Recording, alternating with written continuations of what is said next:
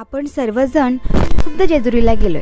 मात्र जेजुरीपासून फक्त 1.5 किलोमीटर अंतरावर असलेल्या या मंदिराबद्दल फारसं कुणालाच माहिती नाहीये, जिथूनच समर्थ रामदासांकडून शंकराच्या लवथवती विक्राळा या आरतीचा जन्म झाला आणि ते ठिकाण म्हणजेच लवथळेश्वर आणि या मंदिराचाच आपला आजचा हा व्हिडिओ। नमस्कार, मी मधुरा आणि अनोट वाटामध्ये आपलं खूप मनापासून स्वागत। आज आपण आलेलो आहोत जेजुरी इथल्या अतिशय पुरातन अशा शिवमंदिराच्या येथे, ज्याचं नाव आहे लवथळेश्वर।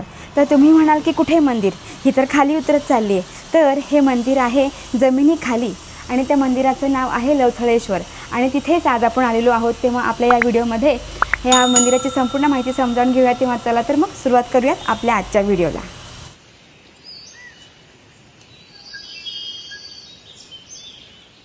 आपण जेजुरीच्या पश्चिमेला आहोत। थोडं पुढे गेला तर आपल्याला जेजुरी गड जो आहे तो पाहायला मिळतो।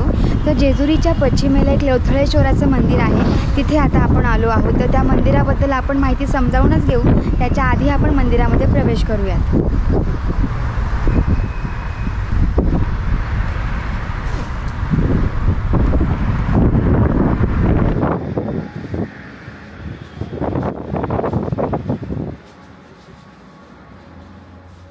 उत्तरेकडून मंदिरात प्रवेश केल्यावर दारातून समोरच पूर्वेला यज्ञवेदीचं ठिकाण पाहायला मिळतं।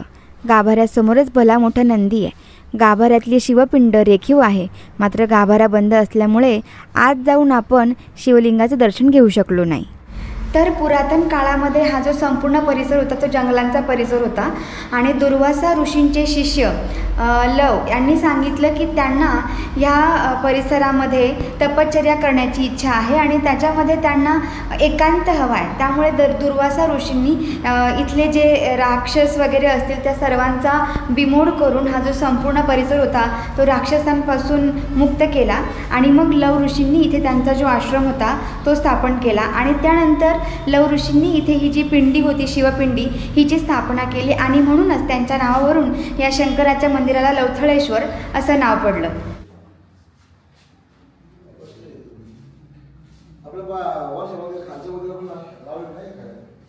तर हे जे लवथळेश्वराचं मंदिर आहे ते उत्तराभिमुख मंदिर आहे।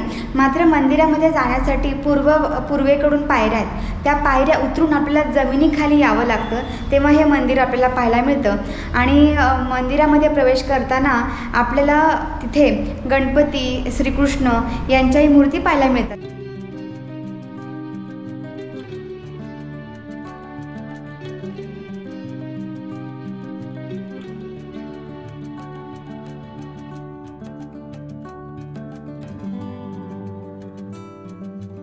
त्याच्यानंतर जेव्हा आपण आतमध्ये येतो तेव्हा आपण अशा सभामंडपामध्ये येतो।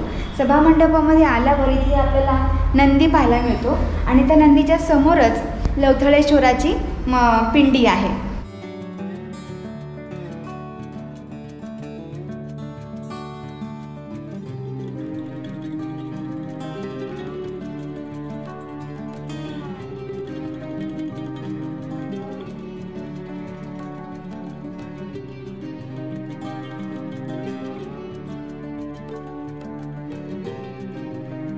लवथवती विक्राळा ही तर शंकराची आरती आपल्या सर्वांनाच माहिती आहे। तर ती आरती रचली कोणी, तर ती रचली समर्थ रामदास स्वामींनी आणि ती जी आरती त्यांनी रचली ती ह्या मंदिरामध्ये रचली आणि त्यामुळे शंकराची आरती सुरुवात करण्याच्या आधी त्यांनी शंकराची उपासना ते आरतीची सुरुवात जी आहे लवथवती विक्राळा अशी केली।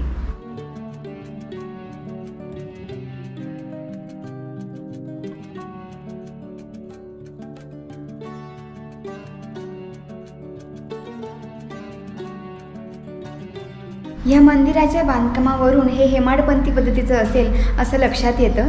आणि दुसरी गोष्ट, ह्या मंदिराच्या पश्चिम बाजूला एक दरवाजा आहे आणि त्या दरवाजाच्या इथेच आपल्याला एक बारव पाहायला मिळते, म्हणजेच पुष्करणी, आणि तिला लवतीर्थ असं म्हणतात। आता आपण तिकडे जाऊयात।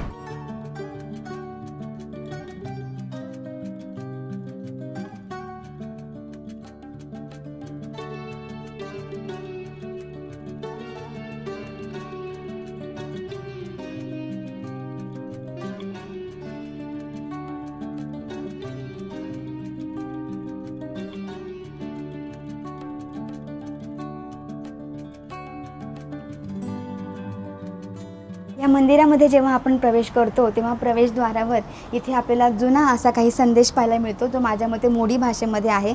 आणि त्याचबरोबर असा आणखीन एक संदेश इथे आपल्याला प्रवेशद्वाराच्या सुरुवातीला तिथे जिन्यावर इथे पाहायला मिळतो आहे. लव ऋषींचं तर इथे वास्तव्य होतंच, मात्र त्यांच्याचबरोबर मणिमल्ल ह्या राक्षसांपासून मणिचूल इथले जे ऋषीमुनी होते त्यांनाही त्रास होत होता आणि त्यामुळे मणिचूलवरच्या ऋषीमुनींचाही या ठिकाणी नंतर वास्तव्य होतं. तुमचं नाव काय काका? माझं नाव राजू इटकर, लातूर. लातूर मिस्त्री. म्हणजे तुम्ही लातूरचे? हो. बापरे. म्हणजे आता मी इथे जेव्हा आले तेव्हा मी काकांना पाहिलं होतं, तर मला माहीत नव्हतं काकांबद्दल, पण ते आता आत आले. आम्ही ॲक्च्युली याच्या आधी इकडनं जातो, पण हे जे मंदिर जमिनीच्या खाली आहे त्याच्यामुळे कोणाच्या लक्षात येत नाही. आणि मी इंटरनेटवर पाहिलं तेव्हा त्याची कमान दिसली होती मला, आणि आता मी आले तर ते म्हणजे वेगळंच दिसलं मला पाहायला. म्हणजे तुम्ही हे सगळं मंदिर व्यवस्थित बांधलं म्हणायचं. आता कमान दगडी कमान करणार, आता दगडी कमान करणार आहे का त्याला तुम्ही? हो, त्याच्यामुळे हे असं व्यवस्थित पाहायला मिळतं. नाही तर अजून खराब झालं होतं का हे मंदिर? आता 12वीचं काम आहे. आता 12वीचं काम करणार आहे मग पूर्ण पाडून आरसीची दगडी कामा, दगडीमध्ये काम.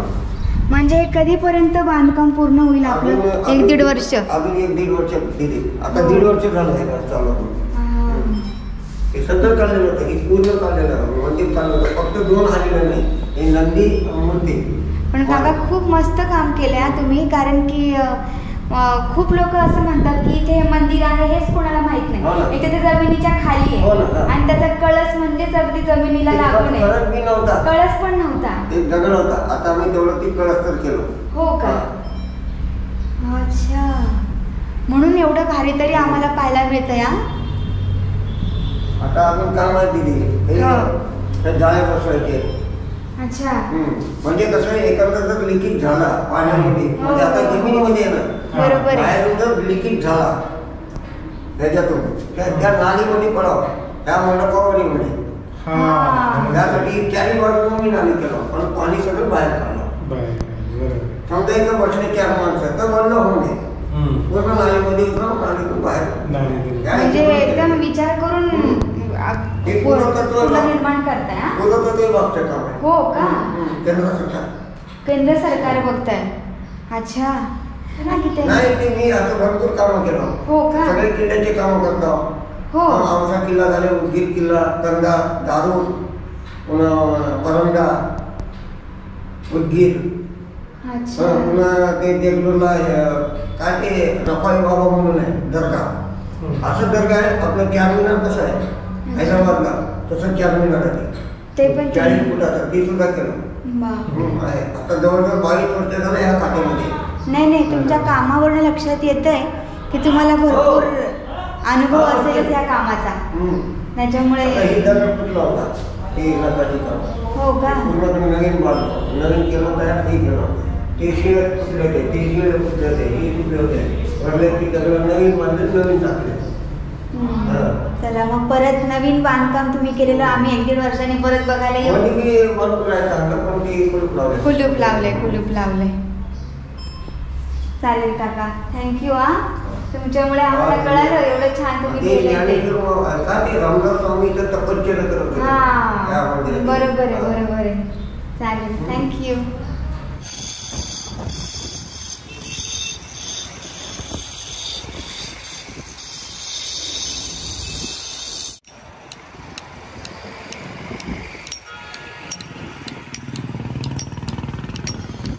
या मंदिराबरोबरच लवतीर्थ म्हणून ओळखल्या जाणाऱ्या या पुष्करणीलाही नक्कीच जीवदान मिळेल अशी आता खात्री आहे. त्यामुळेच पौराणिक महत्त्व असलेल्या या ठिकाणाबरोबरच समर्थ रामदासांनी ज्या लवथळेश्वराच्या प्रेरणेतून सर्वांच्या मुखी असलेली लवथवती विक्राळा ही आरती लिहिली, त्या ठिकाणाला जरूर भेट द्या.